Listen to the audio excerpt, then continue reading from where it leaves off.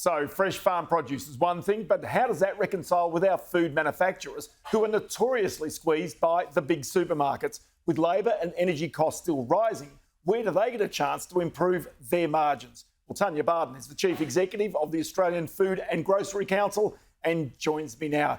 Tanya, many thanks for your time. Good to chat to you. You would have heard there David Littleproud talking about this issue and saying that really the supermarkets have got to come to the party. Is that the experience of your members of Australia's food manufacturers? We have seen them come to the party over the last decade when the Food and Grocery Code of Conduct got introduced. And prior to that, there were some very significant concerns around behaviours with the major supermarkets. And while there are still concerns now, and they've been pointed out in a recent report, certainly behaviours have improved in the sector over that time. There is work to be done. But we don't agree with the call for making the Food and Grocery Code of Conduct mandatory. That's something that isn't actually going to make a significant difference, given that suppliers have concerns about using court-based processes.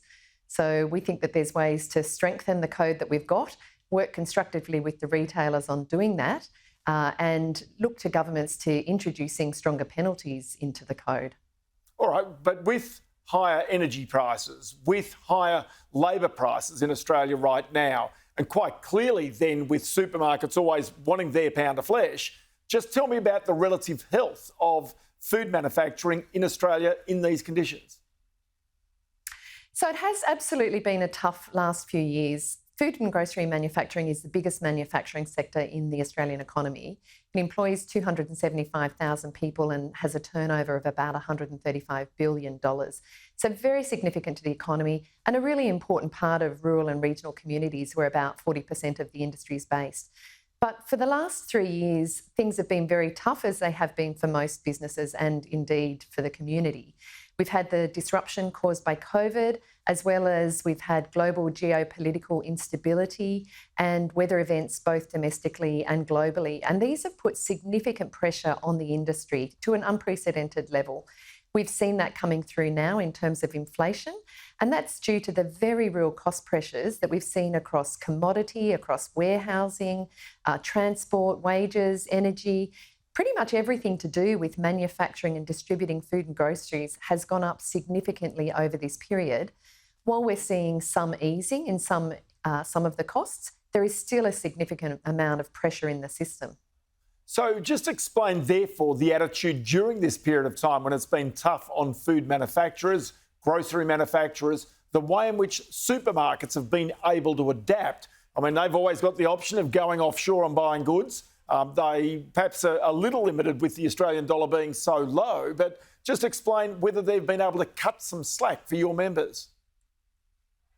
So we have seen some price inflation going through from suppliers to retailers, and that's partly because in the decade prior to this, we saw that wholesale prices were going up at double the rate of retail prices, and the food and grocery manufacturing profitability fell over the previous decade from $8 billion to $5 billion.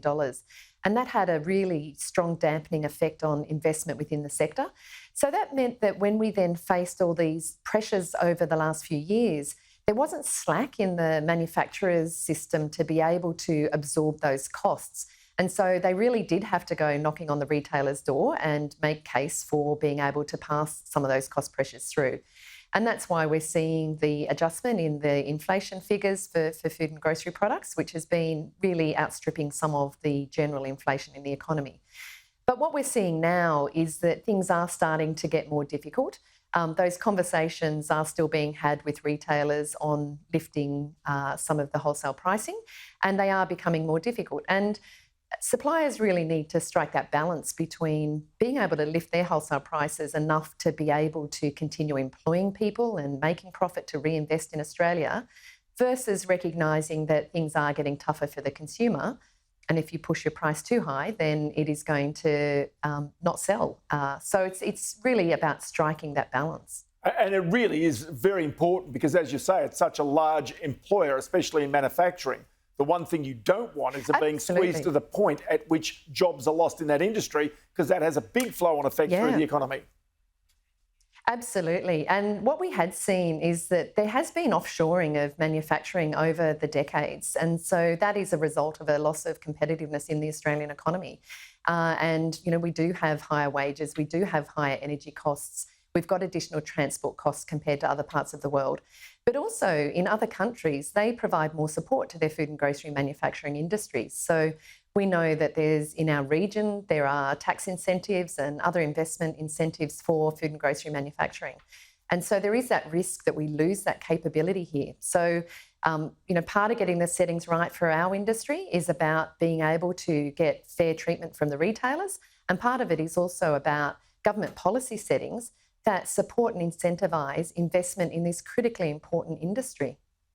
Tanya Barden, always good to chat to you, Chief Executive of the Australian Food and Grocery Council. Many thanks for your time. Thanks, Ross.